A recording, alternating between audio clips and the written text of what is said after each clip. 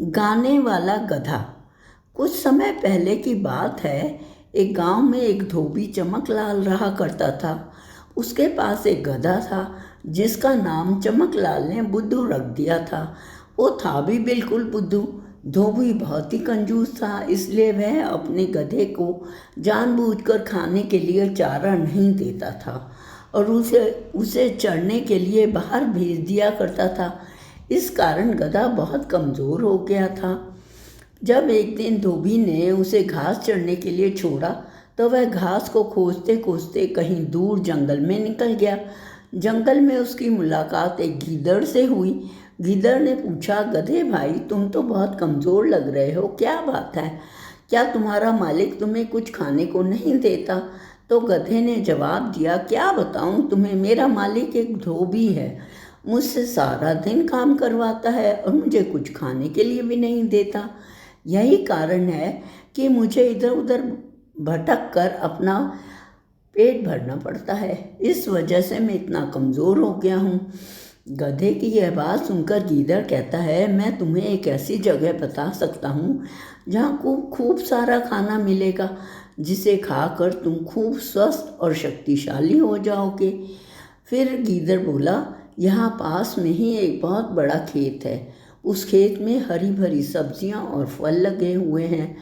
वहाँ मैं रोज़ रात को जाकर खेत में हरी भरी सब्जियाँ और फल खाता हूँ। यही कारण है कि मैं एकदम तंदुरुस्त हूँ। गीदड़ की बात सुनते ही गधा उसके साथ चल देता है। खेत में पहुंचकर गधे की आंखें चमक उठती हैं। इतने सारे तरबूज, खरबूजे और सब्जियां देखकर गधा अपने आप को रोक नहीं पाता और बिना देर किए वह अपनी भूख मिटाने के लिए पके फल और सब्जियों का आनंद लेने लगता है। गीदड़ और गधा बुद्धू जी भर के खाने के बाद वहाँ से वापस आ जाते हैं। फिर वो दोनों रोज मिलते हैं और इसी तरह खेत में जाकर हरी भरी सब्जियाँ और फल खाते हैं।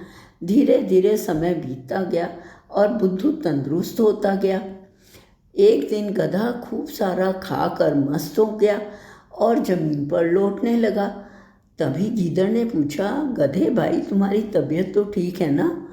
तो गधा कहता है, यह मेरी आदत है, खाकर मुझे लेटना और लौटना अच्छा लगता है, उलट पुलट करना अच्छा लगता है। आज तो मैं बहुत खुश हूँ और मेरा मन गाना गाने का कर रहा है।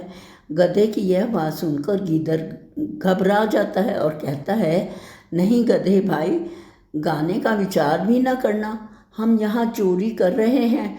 कहीं खेत के मालिक ने तुम्हारा बेसुरा गाना सुन लिया और यहाँ आ गया तो बड़ी मुसीबत हो जाएगी। चलो यहाँ से चुपचाप निकल चलो।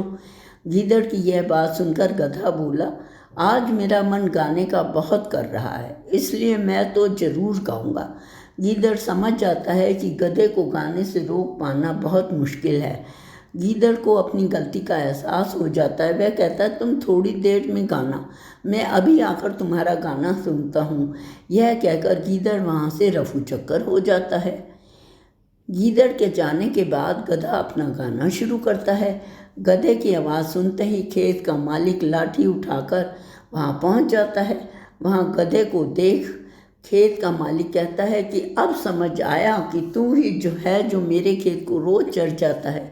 आज मैं तुझे नहीं छोड़ूंगा। इतना कहते ही मालिक लाठी से गधे की खूब जमकर पिटाई करता है। खेत के मालिक की पिटाई से गधा अधमरा हो जाता है और बेहोश होकर ज़मीन पर गिर जाता है। कहानी से सीख। इस कहानी से हमें यह सीख मिलती है कि अगर कोई हमारी भलाई के लिए कुछ बात समझाता है तो उसे मान लेना चाहिए। कभी कभी दूसरों की सही बात ना मानने से हम मुसीबत में पड़ सकते हैं। धन्यवाद।